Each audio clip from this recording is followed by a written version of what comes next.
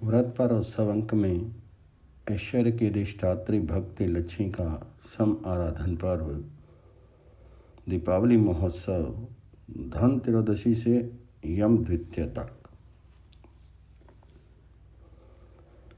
भारतीय परंपरा और मान्यता के अनुसार व्रत पर्व एवं उत्सव को शुभ तिथि, शुभ वार और शुभ नक्षत्र में मनाने का विधान है।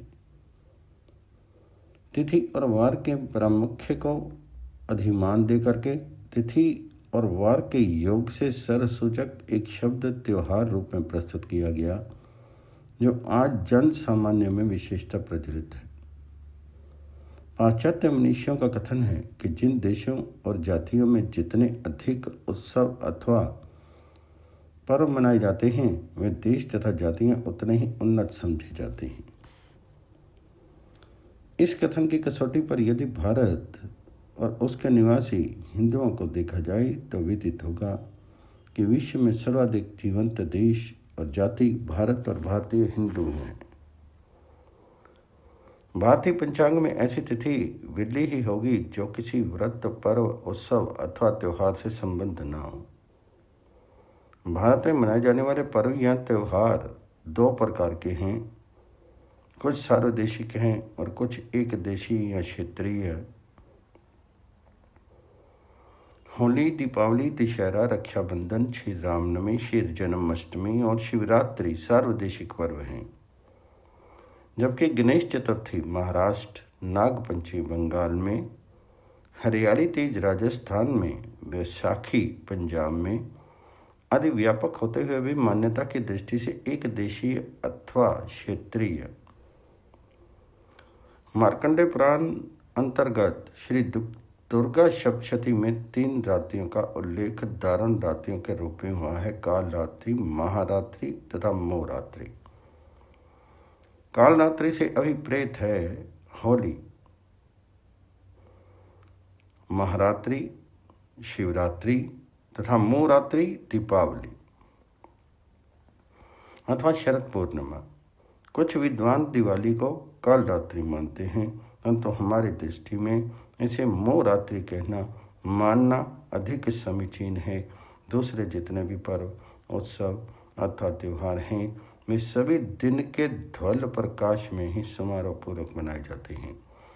केवल उपयुक्त होली, दीपावली, शरद पूर्णिमा तथा शिवरात्रि एवं चतुर्थ श्री कृष्ण जन्माष्टमी ये पर्व ऐसे हैं जो रात्रि में मनाए जाते हैं। होली, दीपावली तथा शिवरात्रि को दारुण बताया गया है और इन रात्रियों में रात्रि जागरण का विधान किया गया है। रात्रि जागरण के साथ साथ उपवास पूर्वक देव अर्चन को प्रशस्त बताया गया है। देव अर्चन के लिए स्पष्ट रूप में कहा गया है: देवो भूत्वा देवम यजेत। देव कैसे बना जाए, इसका समाधानात्मक उत्तर श्रीमद् भागवत गीता में इस प्रकार दिया गया है: विश्या विनिवर्तन्ते निराहारस्य देहिना। अर्थात व्यक्ति जब विषयों का त्याग करके उपवास करता है, तब वह विषय वासना में से मुक्त होकर देवतुल्य हो जाता है। आज व्रत का अर्थ भी सामान्यतः उपवास हो गया है। वैसे उपवास शब्द का अर्थ है दुर्गुणों एवं दोषों से बच करके आत्मा एवं गुणों के साथ वास अर्थात निवास करना द्रष्टव्य है। अनुभवी बताता है कि विषय वासना अथवा कलुषित भावनाओं से मुक्त होकर के चित्त वृत्तियों को आत्मा अथवा सद्गुणों में सन्निविष्ट करने की प्रेरणा उपवास काल में विशेषता होती है। यही कारण है कि उपवास पूर्वक देव अर्चन को हमारे यहाँ प्रशस्त माना गया है। पर उत्सव की श्रृंखला में यूँ तो सभी पर्व, उत्सव, त्योहारों का अपना अपना महत्व है, परंतु वर्ण विधान से श्रावणी को ब्राह्मणों का, विजयदशमी दशहरे को क्षत्रियों का, दीपावली को वैश्य वर्ग का तथा होली को अंत्यजों का त्योहार माना जाता है। पूर्व काल में वस्तुस्थिति जो भी रही हो, आज ये चारों पर्व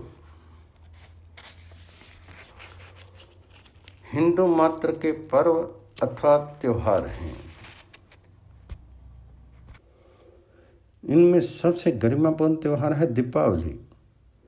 जहाँ अन्य त्योहार केवल एक एक दिन मनाए जाते हैं, वहाँ दीपावली पर्व सतत 5 दिन तक मनाया जाता है।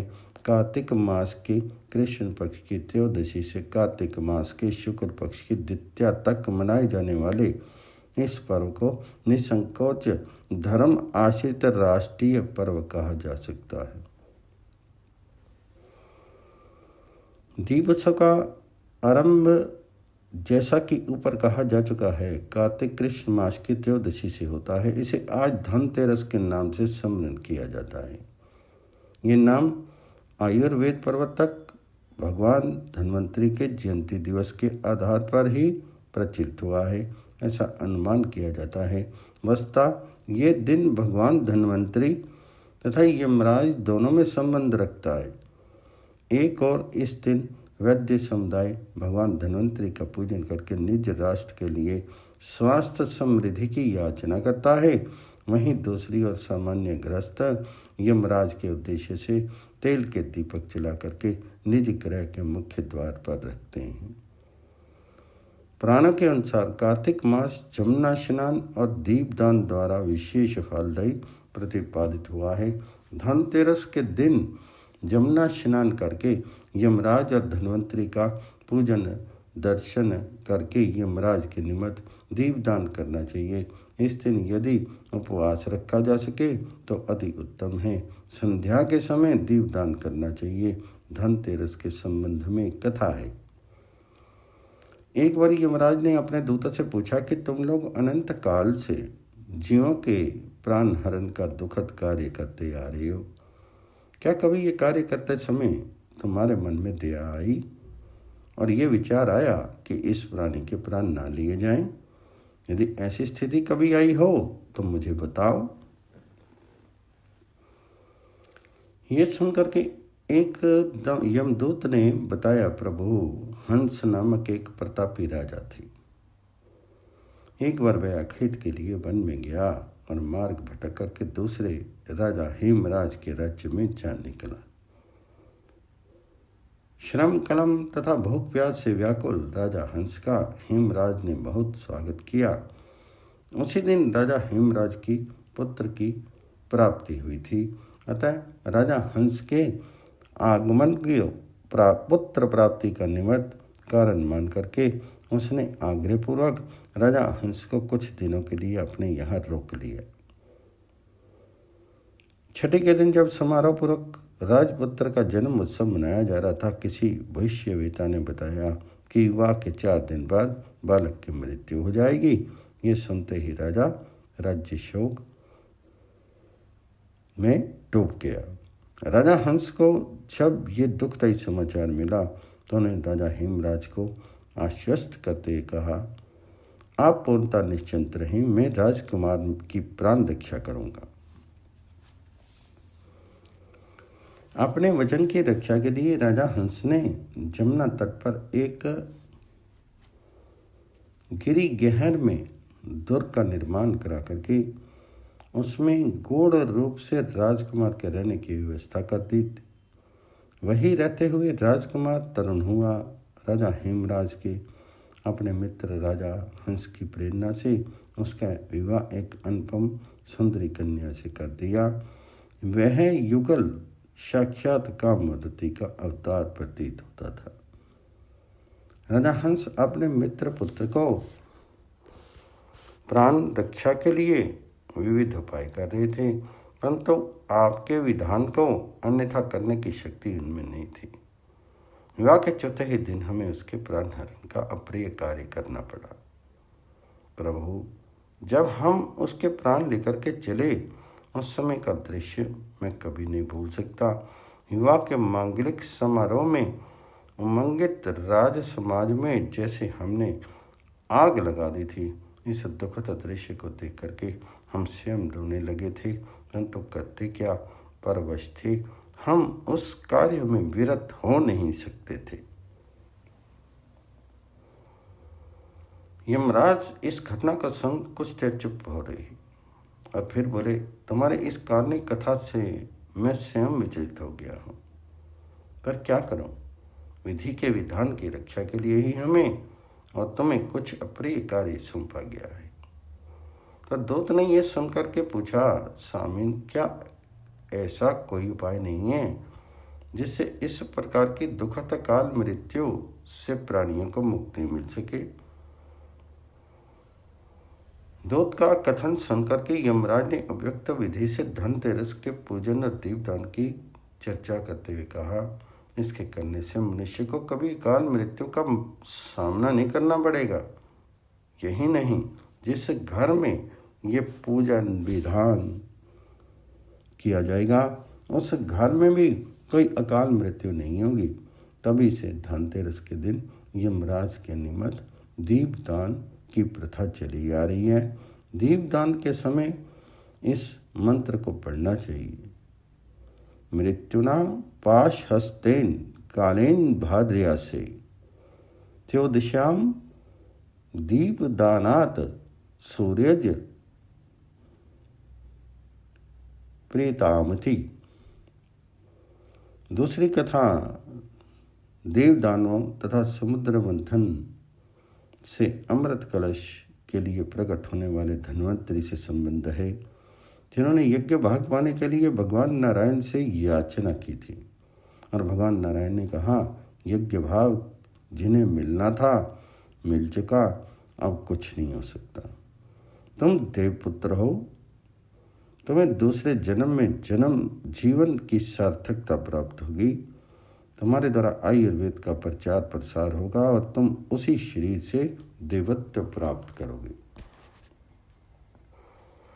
क्योंकि भगवान धन्वंतरि का प्राकट्य धनतेरस के दिन हुआ था, अतः उनकी जयंती के रूप में धनतेरस को उनकी पूजा करके रोग विमुक्त स्वस्थ जीवन की याचना की जाती है।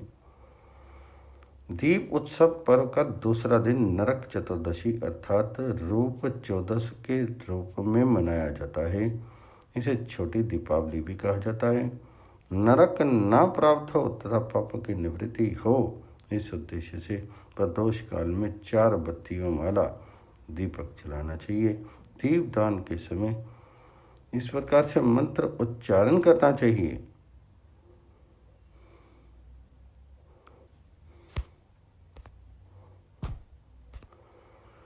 गतो दीपश्च चतुर्दश्यायां नरक प्रीत्य मेया चतुर्वर्ती सम आयुक्ता सर्व पाप अपनुत्यते। पुराणों के अनुसार आज ही के दिन भगवान श्री कृष्ण ने नरकासुर का वध करके संसार को भयमुक्त किया था। इस विजय की स्मृति में ये पर्व मनाया जाता है। शास्त्र के अनुसार धनतेरस, नरक चतुर्दशी तथा दीपावली का संबंध विशेषता यमराज से जुड़ा है। तीनों दिन उनके निमित्त दीपदान किया जाता है। नरक चतुर्दशी मनाने की विधि इस प्रकार है। इस दिन सूर्य उदय से पहले उठ करके शौच आदि से निवृत्त होकर के तेल मालिश करके स्नान करना चाहिए। कहीं कहीं हाल में लगी हुई मिट्टी, अपामार्क, भटकटैया और तंबी को मस्तक पर घुमा करके स्नान करने की भी परिपाटी है।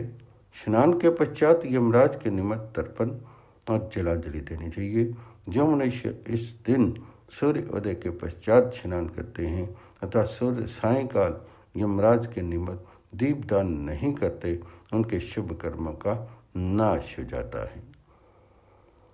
दीप उत्सव पर्व का तीसरा दिन दीपावली के नाम से जाना जाता है।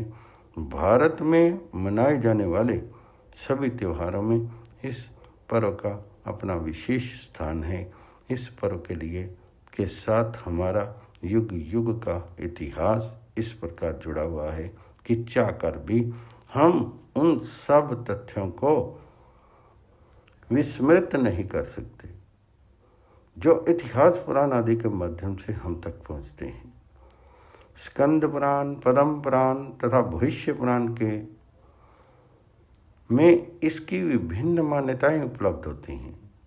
कहीं महाराज पृथु द्वारा पृथ्वी दोहन करके देश को धन्य धनादि से समृद्ध बना देने के उपलक्ष्य में दीपावली मनाए जाने का उल्लेख मिलता है, तो कहीं आज के दिन समुद्र मंथन से भक्ति लक्ष्मी के प्रादुर्भूत होने की प्रसन्नता में जनमानस के उल्लास का दीप उत्सव रूप में प्राकट्य होना वर्णित है। कहीं कार्तिक मास के कृष्ण पक्ष की चतुर्दशी को भगवान श्री कृष्ण द्वारा नरकासुर का वध करके उनके बंदी गृह से 16,000 राजकन्याओं का उद्धार करने पर दूसरे अर्थात अमावस्या के दिन भगवान श्री कृष्ण का अभिनंदन करने के लिए सज्जित दीपमाला के रूप में तथा कहीं महाभारत आदि पर्व में पांडवों के कुशल वनवास से लौटने पर प्रजाजनों द्वारा उनके अभिनंदन दीपमाला से उनका स्वागत करने के प्रसंग से इस पर्व का संबंध जोड़ा जाता है। कहीं श्री राम के विजय उपलक्ष्य में अयोध्या में उनके स्वागतार्थ प्रज्वलित दीपमाला से प्रकृत दीपावली का संबंध स्थापित किया गया है। कहीं सम्राट विक्रमादित्य के विजय उपलक्ष्य में जनता द्वारा दीपमालिका प्रज्वलित करके उनका अभिनंदन करने का उल्लेख है। सनत कुमार संहिता के अनुसार वामन रूपधारी भगवान विष्णु ने कार्तिक कृष्ण पक्ष की त्रयोदशी से वामन अमावस्या तक के 3 दिनों में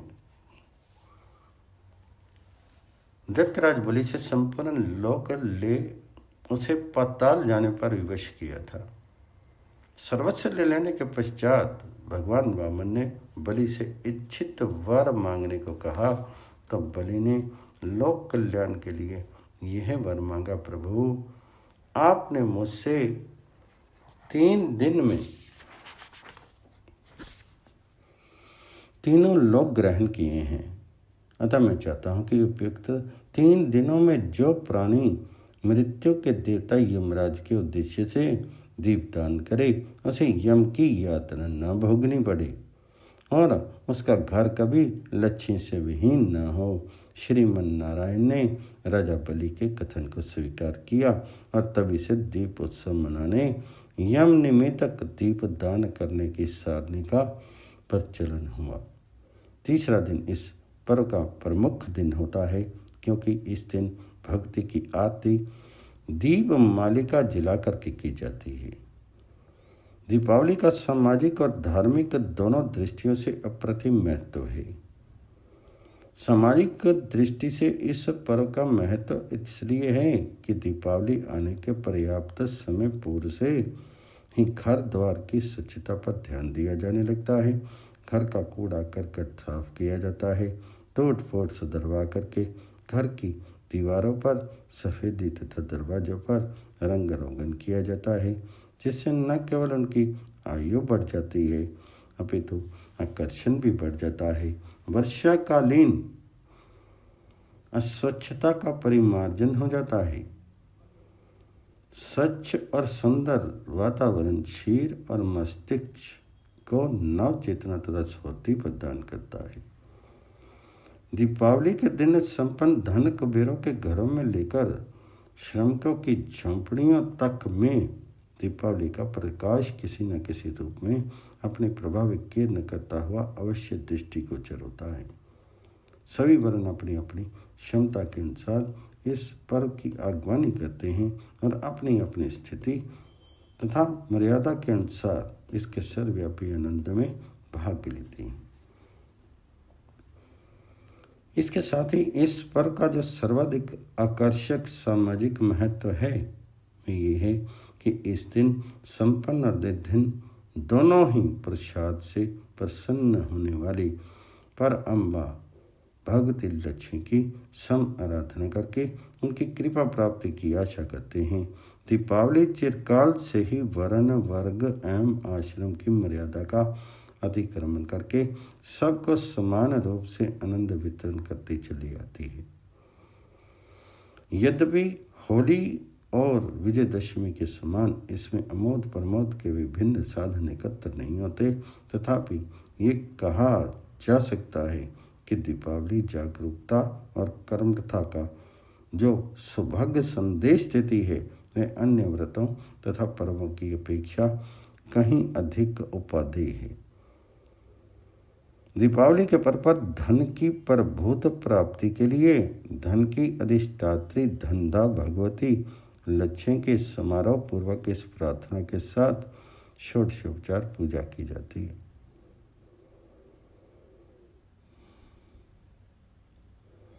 इसके साथ ही उनका आह्वान भी किया जाता है। जिन भक्ति लक्ष्मी का स्वरूप मन और वाणी के द्वारा न जान पाने के कारण अवर्णनीय है, जो निज मंद हास्य से सबको आनंदित करने वाली है, हिरण्य आदि उपयोगी पदार्थों द्वारा जो चारों ओर से आवृत है, जो स्नेह तथा आर्द्र हृदय वाली है, उस तेजोमयी पूर्ण कामा भक्तों की मनोरथ पूर्ण करने वाली, कमल पर विराजमान कमल के समान वरण वाली भक्ति लक्ष्मी का मैं आवाहन करता हूँ। आर्ष वांग्मय के अनुसार जो व्यक्ति दीपावली को रात्रि जागरण करके भक्ति लक्ष्मी का शास्त्रीय विधि से पूजन करता है, उसके गृह में लक्ष्मी का निवास होता है, तथा जो आलस्य और निद्रा के वशीभूत होकर के भक्ति धंधा के पूजन से विमुख रहता है, उसके घर से लक्ष्मी रूठ करके चली जाती है। यहाँ जागरण से अभिप्रेत है अपने उत्कृष्ट पुरुषार्थ पर अवलंबित रहना तथा पुरुषार्थ रत रहना और पुरुषार्थी को लक्ष्य की प्राप्ति होना अनिवार्य है, क्योंकि कहा गया है उद्योगिनम पुरुष सिंहम उपैति लक्ष्मी। इस प्रकार दीपावली का भारतीय पर्वों में महत्वपूर्ण स्थान है। आबाल वृद्ध महीनों पूर्व से ही इसके आगमन को उत्सुकतापूर्वक प्रतीक्षा करते हैं, और जब ये दीपावली आती है तब उल्लास उसकी आगवानी करते हैं। इस पर्व को मनाने की शास्त्रीय विधि इस प्रकार है। दीपावली के दिन मन और विचारों को पवित्र करके उत्साह और उल्लास से परिपूर्ण होकर के भक्ति धंधा के सम आराधनार्थ प्रस्तुत होना चाहिए। प्रातः ब्रह्म मुहूर्त में उठ करके दैनिक कृत्यों से निवृत्त होकर के पितृगण तथा देवताओं का पूजन करना चाहिए। संभव हो तो दुग्ध दही और घृत से पितरों का पार्वन श्राद्ध करना चाहिए। यदि ये संभव नहीं हो सके तो दिन भर उपवास करके गोधूली वेला में अथवा वृष सिंह वृश्चिक आदि स्थित लगन में प्रशस्त वृष और सिंह ही हैं, श्री गणेश कलश षोडश मातृकाओं का एवं ग्रह पूजन पूर्वक भक्ति लक्ष्मी का षोडशोपचार पूजन करना चाहिए। इसके अनंतर महाकाली का दावात के रूप में, माँ सरस्वती का कलम के रूप में, बही आदि के रूप में तथा कुबेर का तुला के रूप में सविधि पूजन करना चाहिए। इसी समय दीप पूजन करके यमराज तथा पितृगणों के निमित्त ससंकल्प दीप दान करना चाहिए। तत्पश्चात घर द्वार बाग बगीचे स्नानागार चौराहा आदि स्थानों पर एवं नदियों पर तेल पूर्ण प्रज्वलित दीप रखने चाहिए। पावन पूज्य स्थानों तुलसी चौरा मंदिर आदि में घी के दीपक जलाने चाहिए। भक्ति लक्ष्मी की पूजा पवित्र वेदी की रचना करके तथा उस पर रक्ताभ अष्टदल कमल बना करके लक्ष्मी की मूर्ति स्थापित करके करनी चाहिए। इससे घर में पृथक पृथक कक्ष हों, उन्हें उस कक्ष को चित्र विचित्र वस्त्रों पत्र पुष्प आदि से सज्जित करके वहाँ पूर्ण श्रद्धा तथा शक्ति के अनुसार एकत्रित पूजन सामग्री से पर अम्बा लक्ष्मी की पूजा करनी चाहिए। पूजन के अनंतर प्रदक्षिणा करके भक्ति को पुष्पांजलि समर्पित करनी चाहिए। आधी रात के बाद घर की स्त्रियां सोप आदि बुझा करके लक्ष्मी त्रित्रा का निस्सारण करती हैं।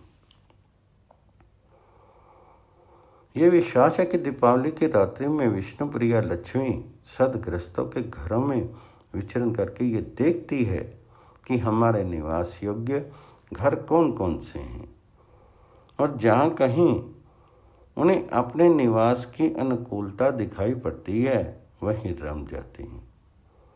अतः मानव को आज के दिन अपना घर ऐसा बनाना चाहिए जो भक्ति लक्ष्मी के मनो अनुकूल हो, और जहाँ पहुँच करके वे अन्यत्र जाने का विचार भी अपने मन में ना लावे। भक्ति लक्ष्मी को कौन कौन सी वस्तुएं प्रिय अथवा अप्रिय हैं, इसका विवेचन अतीव कुशलतापूर्वक महाभारत आदि ग्रंथों में किया गया है।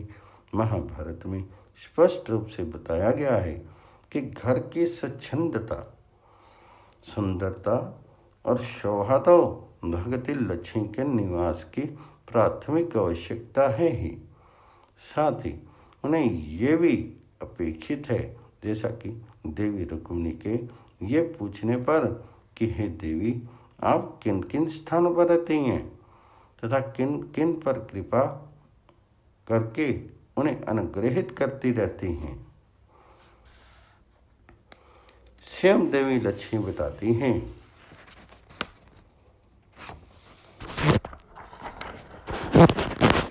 कि मैं उन पुरुषों के घरों में सतत निवास करती हूँ जो सौभाग्यशाली, निर्भीक, सच्चरित्र तथा कर्तव्यपरायण हैं, जो अक्रोधी, भक्त, कृतज्ञ, जितेंद्रिय तथा सत्य संपन्न होते हैं, जो स्वभावतः निज धर्म कर्तव्य तथा सद आचरण में सतर्कतापूर्वक तत्पर होते हैं, धर्मज्ञ और गुरुजनों की सेवा में सतत निरत रहते हैं, मन को वश में रखने वाले, क्षमाशील और समर्थशाली। इसी प्रकार उन स्त्रियों के घर प्रिय हैं जो क्षमाशील, जितेंद्रिय, सत्य पर विश्वास रखने वाली होती हैं तथा जिन्हें देख करके सबका चित्त प्रसन्न हो जाता है, जो शीलवती, सौभाग्यवती, गुणवती, पतिपरायणा, सबका मंगल जानने वाली तथा सद्गुण संपन्ना होती हैं। भक्ति लक्ष्मी किन व्यक्तियों के घरों को छोड़कर चली जाती हैं, इस विषय में स्वयं देवी रुक्मिणी से कहती हैं, जो पुरुष अकर्मण्य, नास्तिक, वरणशंकर, कृतघ्न, दुराचारी, क्रूर, चोर तथा गुरुजनों के दोष देखने वाला हो, उसके भीतर मैं निवास नहीं करती हूँ।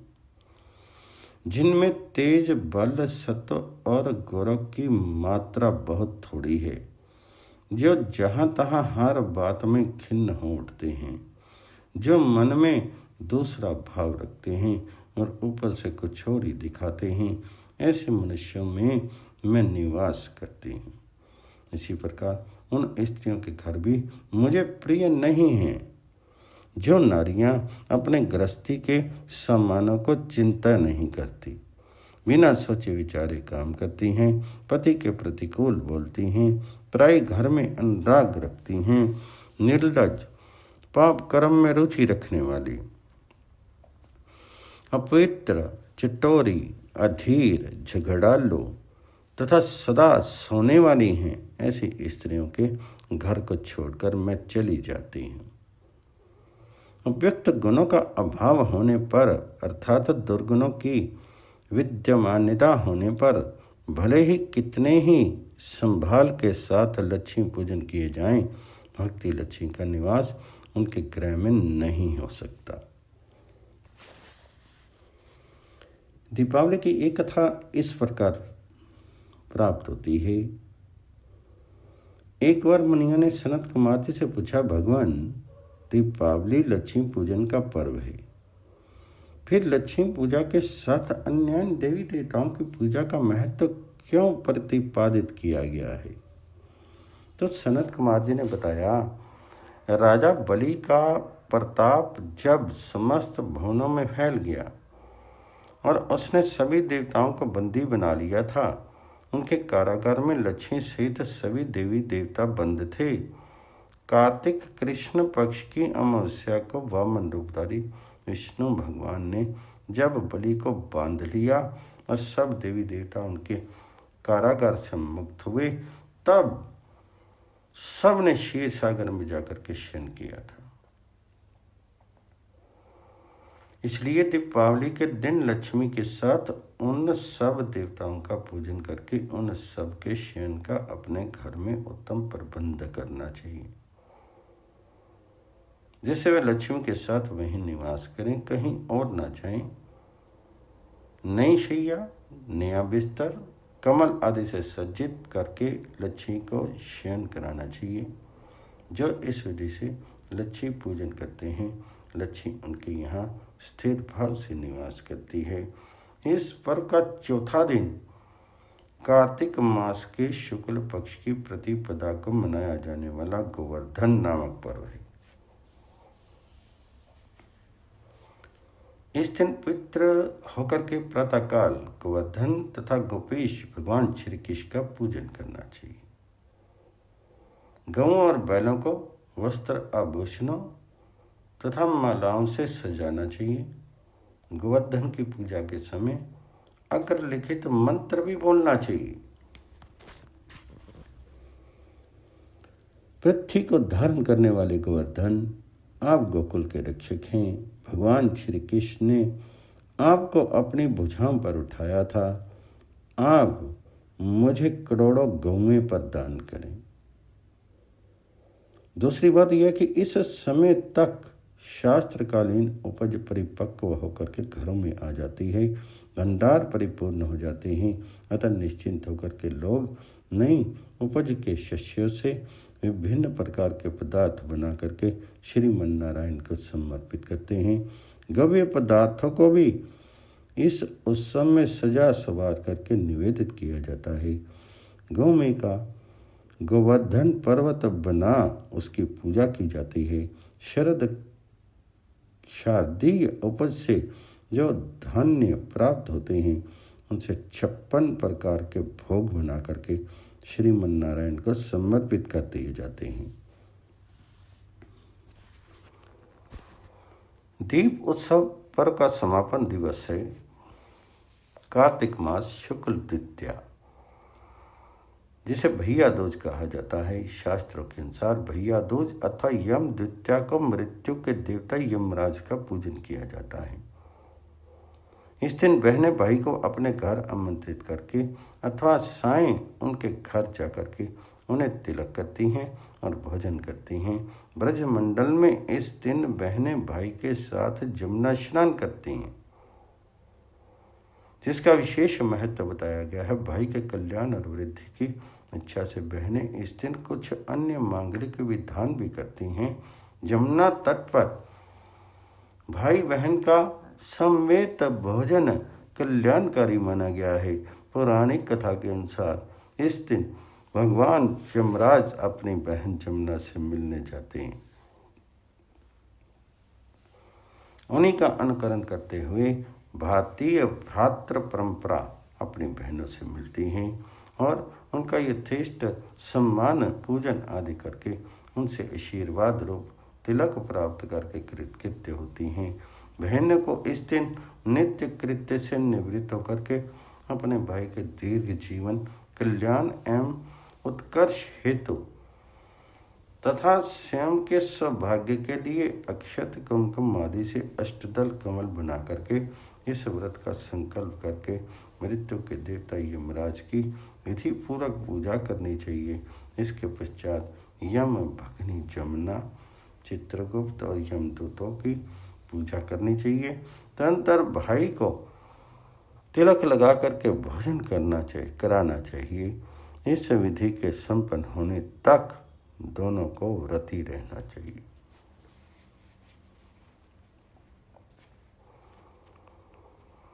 इस पर्व के संबंध में पौराणिक कथा इस प्रकार मिलती है। सूर्य को संज्ञा से 2 संतानें थी, पुत्र यमराज तथा पुत्री जमुना। संज्ञा सूर्य का तेज सहन नहीं कर सकी, सहन ना कर पाने के कारण अपनी छाया मूर्ति का निर्माण करके उसे ही अपने पुत्र पुत्री को सौंप वहाँ से चली गई। छाया को यम और जमुना से किसी प्रकार का लगाव नहीं था, किंतु यम और जमुना में बहुत प्रेम था। जमुना अपने भाई यमराज को यहाँ प्राय जाती और उनके सुख दुख की बातें पूछा करती। जमुना यमराज को अपने घर पर आने के लिए कहती, किंतु व्यस्तता तथा दायित्व बहुत के कारण वे उनके घर न जा पाते थे। एक बार कार्तिक मास के शुक्ल पक्ष की द्वितीया को यमराज अपनी बहन जमुना के घर अचानक जा पहुंची। बहन जमुना ने अपने सहोदर भाई का बड़ा आदर सत्कार किया, विविध व्यंजन बना करके उन्हें भोजन कराया तथा उनके भाल पर तिलक लगाया। यमराज अपनी बहन द्वारा किए गए सत्कार से बहुत प्रसन्न हुए और उन्होंने जमुना को विविध भेंट समर्पित की। जब वे वहाँ से चलने लगे तब उन्होंने जमुना से कोई भी मनवांछित वर मांगने का अनुरोध किया। तो जमुना ने उनके आग्रह को देकर के कहा, भैया यदि आप मुझे वर देना ही चाहते हैं तो यही वर दीजिए कि आज के दिन प्रतिवर्ष आप मेरे यहाँ आया करें और मेरा आतिथ्य स्वीकार किया करें। इसी प्रकार जब भाई अपने बहन की घर जा कर के उसका आतिथ्य स्वीकार करे तथा उसे भेंट दे, उनकी सब अभिलाषाएं आप पूर्ण किया करें और उसे आपका भय ना हो। जमुना की प्रार्थना को यमराज ने स्वीकार कर लिया। तभी से बहन भाई का वह त्योहार मनाया जाने लगा। वस्तुतः इस त्योहार का मुख्य उद्देश्य है भाई बहन के मध्य सामंजस्य और सद्भावना का पावन प्रवाह अनवरत प्रवाहित रहना तथा एक दूसरे के प्रति निष्कपट प्रेम को प्रोत्साहित करना। समिष्ट रूप में स्वास्थ्य संपद, रूप संपद, धन संपद, सस्य संपद, शक्ति संपद तथा उल्लास और आनंद को परिवर्धित करने वाले दीपावली पर्व का धार्मिक, सामाजिक और राष्ट्रीय महत्व अनुपम है और वही इसे पर्व राज बना देता है।